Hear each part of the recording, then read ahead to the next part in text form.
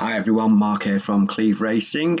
Firstly, we'd just like to say for everyone at Cleeve, we hope you're safe and well and managing to keep sane within this extended lockdown period. Obviously, the government have announced yesterday that they're going to extend this lockdown for at least another 3 weeks. So what we thought we'd do is we'd do a bit of a weekly news wrap up. Now, this is the first time we've done this. It may fall flat on its face, it may come out well, we don't know. Now, one thing to mention is that I'm not a TV presenter, so there may be some umming and ahhing and rambling a little bit, so excuses before we start for that. And what we'd like to do is really just highlight some articles from across the racing news press. So there's a myriad of sites, and the thing that Nick's put up here as a graphic is quite telling, really. It says, getting information off the internet is like taking a drink from a fire hydrant, which I thought was quite apt, because there's the Racing Post, the Sporting Life, BBC site, Racing UK, at the races. There's a myriad of places you can get information from, and you can end up going down the rabbit hole, basically, following links from one story to the next. So what we thought we'd do is just pick out some pertinent stories on the week, and each week we may extend it, we may make it smaller, we don't know. We'll really want some feedback from you guys to see whether A, it's something you want, and B, how we should structure it going forward. So what we've done is we've created a post which you can read at your leisure. Basically, we've picked out 5 or 6 news articles from this week, and what I'll do is I'll just talk around a few of these articles because some of them are interlinked, and get your views on them. Now, the first thing we've looked at is obviously the BHA update on when we can expect horse racing to resume. Now, as I said earlier, the government did announce for a minimum of another 3 weeks on the lockdown. So for BHA to say that they're going to resume racing sometime in May, do we think that's over optimistic? Now, just to give you an indication of what some other sports are doing, I mean, the ECB have, so this one here, the ECB have basically stated that they're not going to start cricket, all professional cricket is not going to start until at least May the 28th. So that's another 5-6 weeks away. So they've already laid the stall out saying that's the earliest they're going to start. And one of the key things really to take away from this is, if the BHA do start racing too early, there was a bit of an undertone of dissatisfaction with Cheltenham going ahead with the general public. And the ECB have actually stated, it's quite important, this is one thing you have to consider, is the national mood. Now, you might be able to deliver a match, in this case cricket, and in this case a racing event, but would it be the right thing to do? I mean, operationally, the BHA have stated that they can do it safely. The ECB said they can deliver it safely, but you have to keep an eye on the zeitgeist of the nation. You don't want to operate in a bubble. You need, as he says, peripheral vision.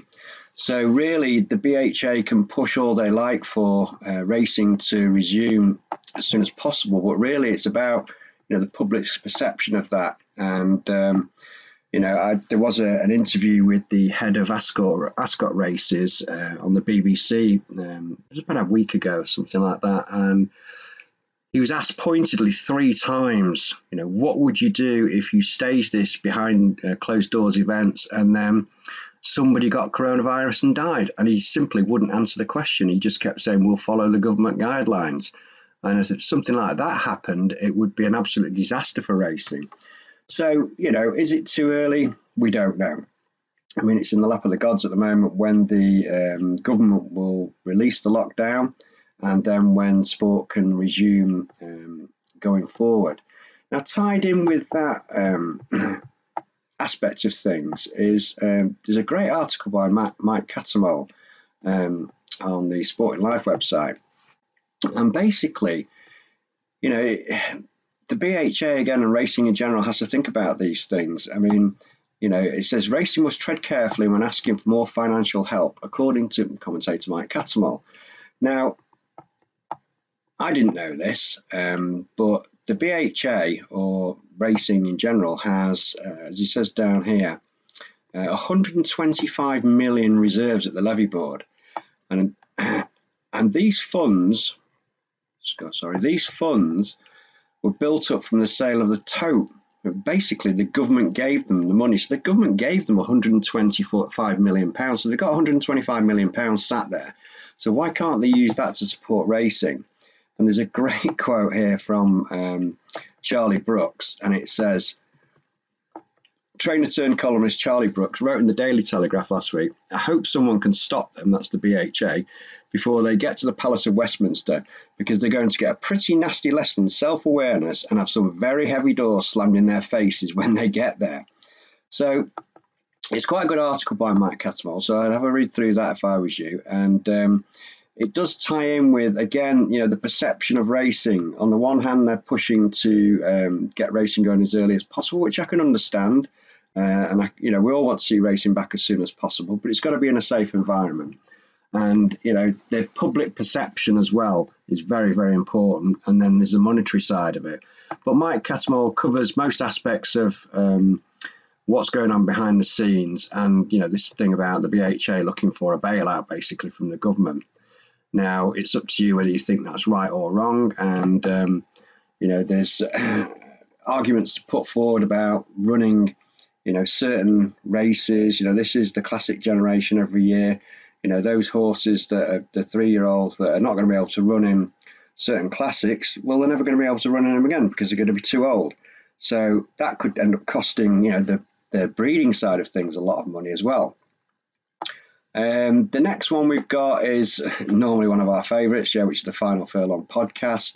Basically, just go and have a listen. It's always funny, irreverent, but quite informative. And this week they've got Pat Smullen on there looking at the season ahead. So it's something you grab a cup of tea, sit down, have a chuckle and have a listen, but it's quite informative as well. Another article we picked up was from At the Races, Hugh Taylor. And this is quite interesting, this is looking at trainers that are very profitable after their horses return from an absence. Now, if I just open it up, and you'll see that a lot of these trainers are, they'll be under the radar. And when you look at his figures and how he's done the stats, SP of 95 points. Now, this figure here, just to give you some idea of what it actually means, A over E is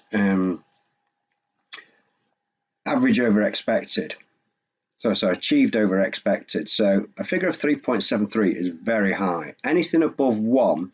So statistically, looking at the stats across the board, the average you would expect is 1.0. So that's the norm. So 3.73 is very high. So you look at these AEs and and these are SPs and Betfair SP profit and losses. Now 10.6% strike rate. So obviously 13 wins from 72 runs. So they're getting a decent price as well. But you're going to have maybe deep pockets if you're going to follow some of these. But the profit and loss of these trainers after absences is quite remarkable, and it may be worthwhile putting together a little system in your tracker to follow these when these guys come out. And as I say, they're pretty much under the radar. There's they're not big names, these, so you might be able to get decent prices for them, and it's well worth getting them in your tracker and having a look when they're running. So that's that one. The next article is just a nice article about Shamadal, who was the producer of Pinatubo, who could be one of those horses not being able to run in the classics this year. And it's a nice piece by Claire Tully there about the progeny of Shamadal. And finally, we've got our old friends GG's, Matt over at GG's and Chris over at GG's, and they've got a great article looking at 2-year-old debutantes. And as usual, they go into great depth. There's lots and lots of stats to get your head around. There's lots and lots of information, and the summary. I'll not go to the end. So the top 3 trainers they've picked, But again, you know, it's a good indication of who should be following in 2-year-old debutants. And again, you know, some of the names are not the ones you'd think they'd be. So that's the sort of weekly wrap up. Post your comments below on the blog post, and you know, if it's something you want us to do on a weekly basis, great. If there's particular areas you want us to look at, we will do. And really, we'll be guided by you guys about what we're going to do on a weekly basis. So stay safe and keep sane, and we'll speak to you next week.